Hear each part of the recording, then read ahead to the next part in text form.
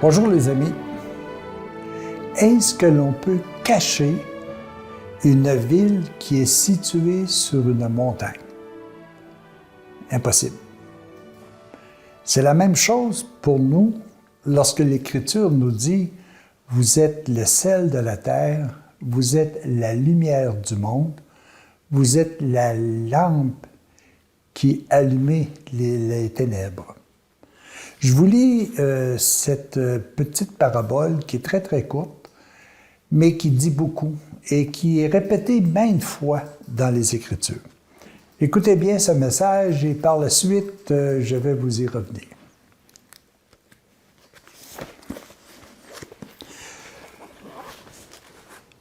Matthieu nous dit une parole que Jésus a répétée maintes fois, « Vous êtes le sel de la terre. » Si le sel perd sa valeur, comment redeviendra-t-il du sel? Il ne vaut plus rien, on le jette dehors, il est foulé aux pieds par les hommes. Vous êtes la lumière du monde. Une ville située sur une hauteur ne peut pas être cachée. Quand on allume une lampe, ce n'est pas pour la mettre sous le boisseau, mais sur son support, et elle brille pour tous ceux qui sont dans la maison. De même que votre lumière brille aux yeux des hommes, pour qu'en voyant vos bonnes œuvres, ils rendent gloire à votre Père qui est aux cieux. C'est très bref comme message, mais c'est rempli de réalité. Je le dis de cette façon parce que, en réalité, il n'y a personne qui peut ne pas rejaillir ce qu'il est.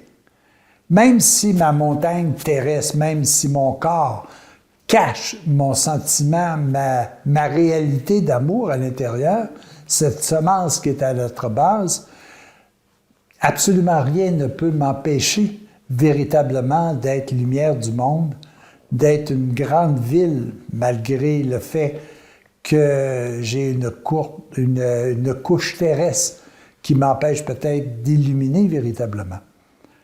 Alors, n'oublions jamais que toute personne a, par instinct, le goût d'aimer et d'être aimé. A, par instinct, le goût de conserver le bonheur à l'intérieur, de conserver le bonheur pour tous ceux et celles qui nous entourent. Il n'y a absolument personne qui ne désire pas être la lumière du monde. C'est sûr que ces éléments-là, on peut les exploiter d'une façon plus ou moins puissante qu'une autre.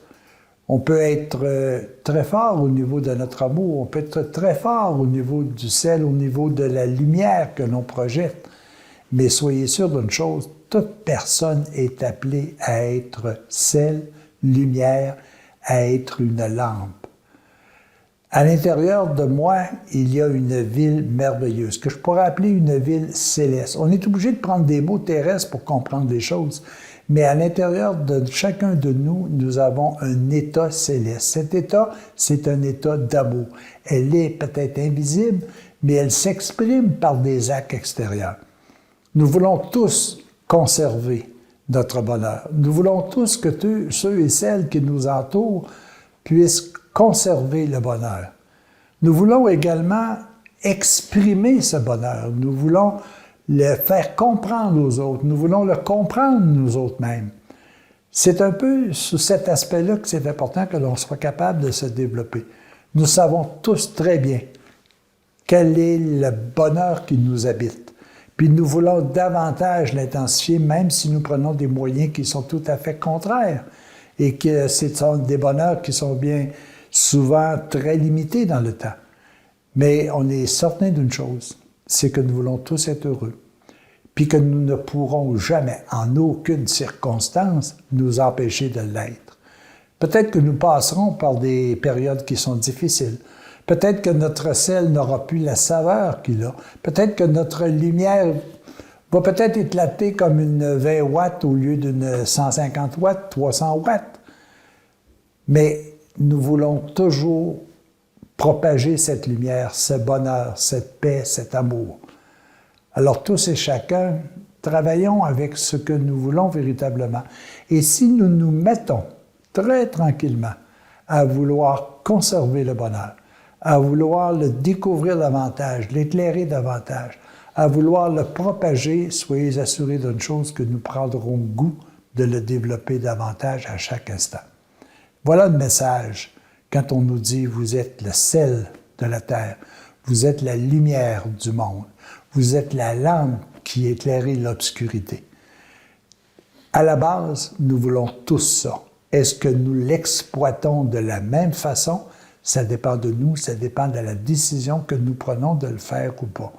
Mais soyez assurés d'une chose, tous et chacun, on veut tous la même chose, être heureux. À nous maintenant de prendre les bonnes actions. À nous maintenant de chercher et de découvrir comment nous pouvons être de plus en plus heureux et que nous pouvons de plus en plus également exprimer l'amour autour de nous. Chers amis, soyons des amoureux. Soyons des amoureux de ce que nous sommes véritablement, des gens d'une nationalité divine, tout en étant des gens d'une nationalité terrestre. Chers amis, continuons notre chemin vers un bonheur éternel.